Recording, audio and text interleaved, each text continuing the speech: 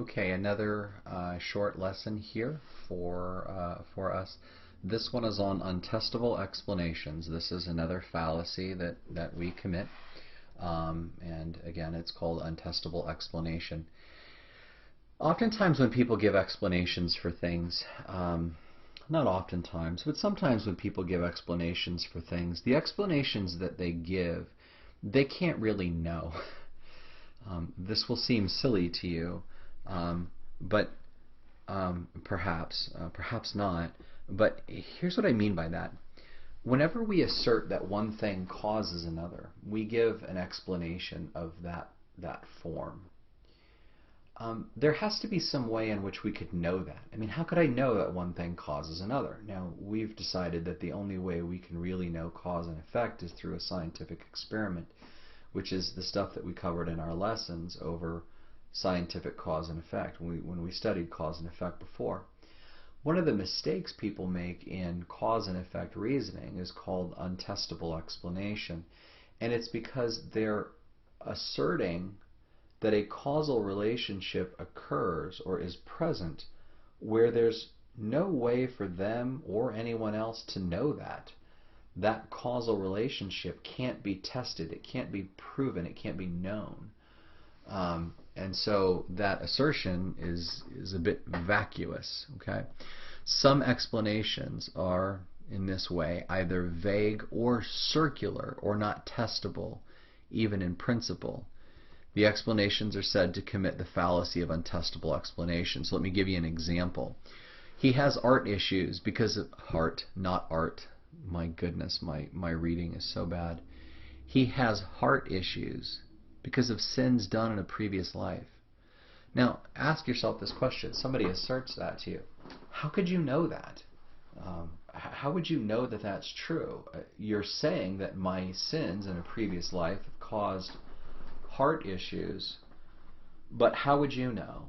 What are you looking at that lets you know that that's what caused that? I mean, I understand that you believe that, but people believe all sorts of stupid things, right? So for your belief to go beyond belief and become more knowledge and a knowledgeable explanation, then I want to know how you could know that. Well, notice, you can't know that. You can't reach back into my past life and see how I've lived. This is an untestable thing. I remember, by the way, shortly after beginning the war in Iraq, I remember something happened in America. It was an earthquake or a hurricane at the coast of Florida. This was back in the 2000s. Oh, it was Hurricane Katrina, I think, actually. And I remember Taliban went on to their news. It was reported that the Taliban said that was God getting back at the United States, that God was attacking the United States and therefore urging Muslims to rise against the U.S. And of course, that was sort of funny to me because how exactly would you know that that's what got? It's not like these things don't happen. Like every time an earthquake happens in Iran, like what am I to think, right? I can't prove. I have no method of proving that was God's judgment against us, because I can't consult God and ask Him, unfortunately, though I would very much like to in several of these cases. Just notice that what we have here are examples of untestable explanations. So what do these two explanations have in common? Here's the first one.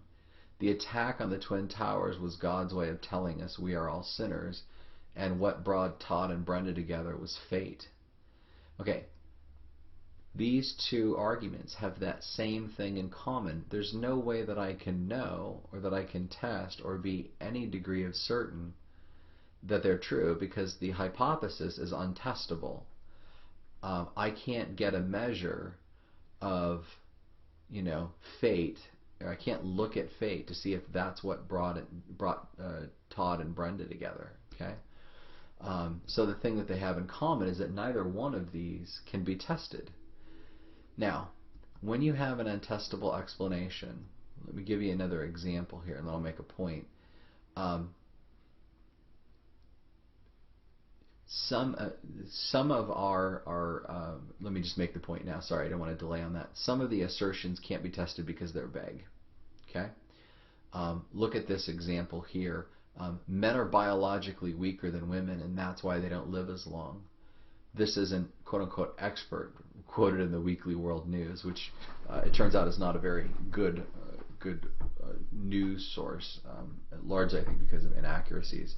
But here, not because of inaccuracy, but because of vagueness. Now, here's the issue, right? Why could we not test whether men are weaker than women? Or women are weaker than men?